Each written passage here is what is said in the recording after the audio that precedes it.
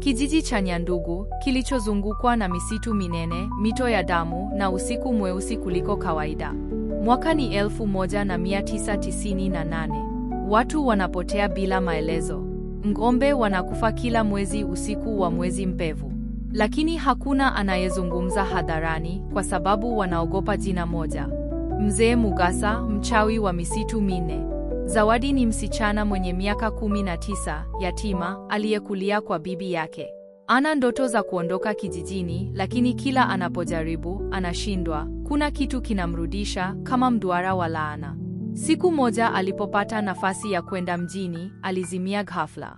Alipofumbua macho, aliona bibi yake akiwa analia huku akisema, "Bibi, usiondoke bado mjukuu, ukoo wetu una deni giza halijalipa." Siri ya familia yaibuka. Zawadi alianza kupata ndoto kila usiku. Anamuona mama yake, aliyefariki miaka 15 iliyopita, akiwa amevalia mavazi meusi, akitembea kwenye jangwa la moto, akilia. Mama kwenye ndoto, "Zawadi, usiende mjini. Lipa deni la damu kwanza." Ndoto hizo zikawa zinajirudia kila siku, hadi akaamua kuuliza, "Zawadi, bibi, mama alikufa kwa ajali au kulikuwa na kitu kingine?" Bibi, kwa sauti ya woga, "Mama yako hakuuliwa na watu. Alikimbia agano la ukoo wetu. Alikataa kuwa mrithi wa uchawi wa kizazi." Zawadi alipokuwa akisafisha nyumba ya bibi, alipata kisanduku kimoja cha mbao. Alipokifungua, kulikuwa na hirizi, damu iliyokauka na jina lake lililoandikwa kwa damu kwenye kipande cha ngozi. Alipoigusa tu, nyumba nzima ikatetemeka. Milango ikajifunga. Taa zikatoka bila sababu. Na sauti ikamjia kwenye sikio, "Umefungua mlango wa urithi wako. Karibu kwenye mwanga wa giza. Unapofungua mlango wa mababu, usitegemee maua. Tegemea moshi, damu na mito isiyokuwa ya kawaida. Karibu kwenye urithi wa giza." Usiku wa hofu, mlango unapofunguliwa. Baada ya kufungua sanduku la uchawi, Zawadi hakuweza kulala. Nyumba ilikuwa kimya, lakini kila kona alihisi macho yakimtazama. Alijifunika na blanketi, lakini sauti ikamjia tena, sasa kwa ukali zaidi. Sauti ya kiumbe kisichoonekana. "Zawadi wa damu ya Mugasa. Hujakaribishwa. Lakini umeamua kuingia.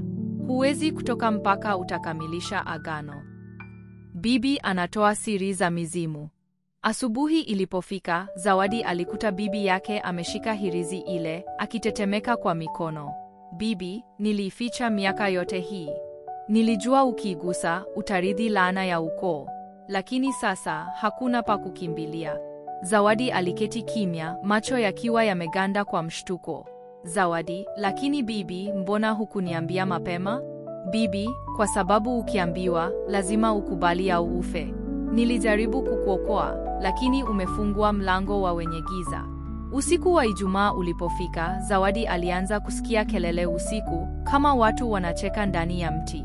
Alipoangalia nje, aliwaona watu wamevaa vitenge vyeusi, wakiwa wamezunguka nyumba yao.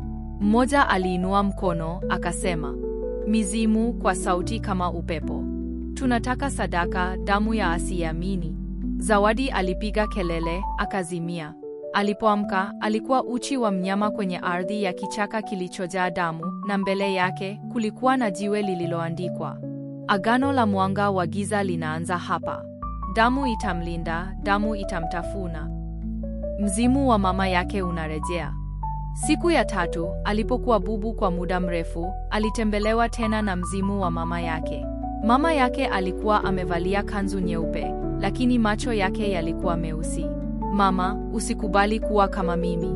Nilijaribu kukimbia, nikafa kabla sijalipa. Wewe bado una nafasi. Lakini lazima utoe sadaka ya kwanza." Zawadi, kwa hofu, "Sadaka gani mama? Kwa nini mimi?" "Mama, kwa sababu ukoo wetu ulifanya agano. Na uko wewe sasa, mrithi wa mwisho. Sadaka yako ya kwanza ni roho isiyo na kosa, mtoto asiyezaliwa."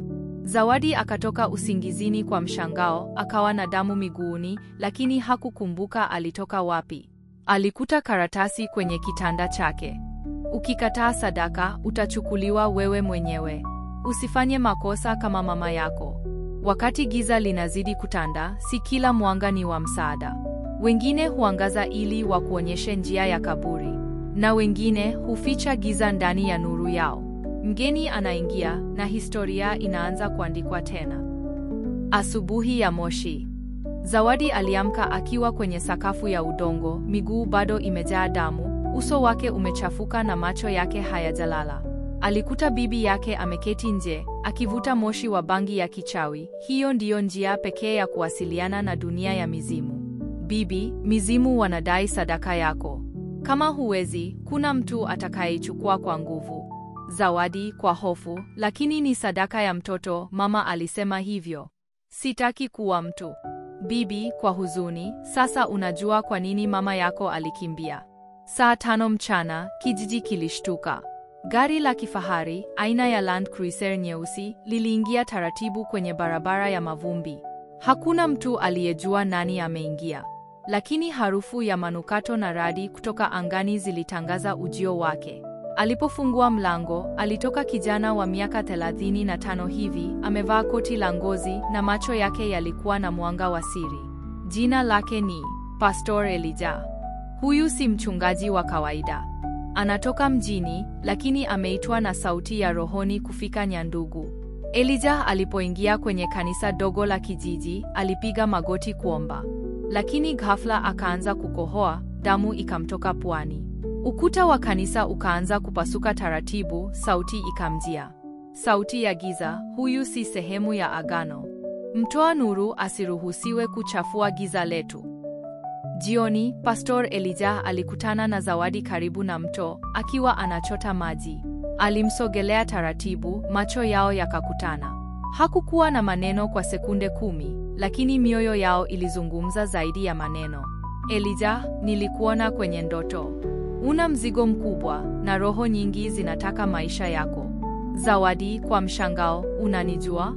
Elijah, mimi sijui, lakini roho ndani yangu inasema, wewe ndiye sababu nipo hapa. Pastor Elijah alishawahi kuwa mganga.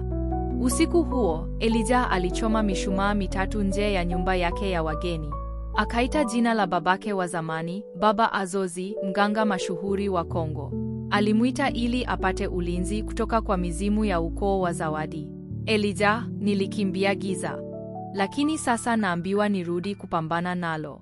Kama roho za Zawadi zinataka damu, nitatoa yangu badala yake. Bibi ya Zawadi ni mlinzi wa agano. Siku iliyofuata, Zawadi alimsikia bibi yake akiongea usiku, lakini hakujua yuko na nani. Alimfuata kwa siri hadi kichakani. Alichokiona kilimshtua.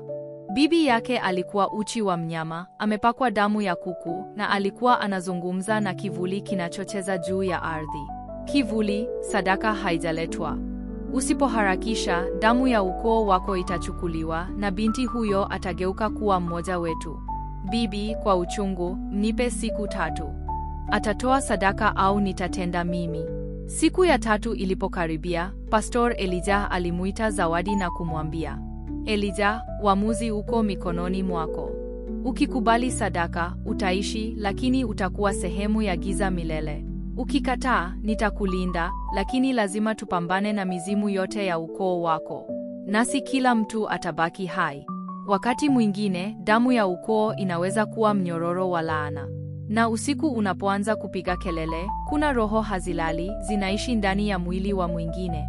Je, Zawadi ataweza kuvunja agano kabla hajavunjwa yeye mwenyewe? Saa 6 usiku. Zawadi anapata ndoto, lakini si ya kawaida. Yuko kwenye msitu mnene, mti mmoja mkubwa umechomekwa mishumaa 12. Katika kila mshumaa, kuna jina la ukoo wake. Jina lake likiwa la mwisho. Mzimu mmoja mkubwa, mwenye miguu ya mamba na uso wa mwanamke, anamwambia, Mzimu, agano linaweza kuvunjwa kwa njia moja tu, damu ya mwenye jina la mwisho. Zawadi alipoamka, alijikuta ameandika jina lake mwenyewe kwa damu kwenye ukuta wa chumba chake.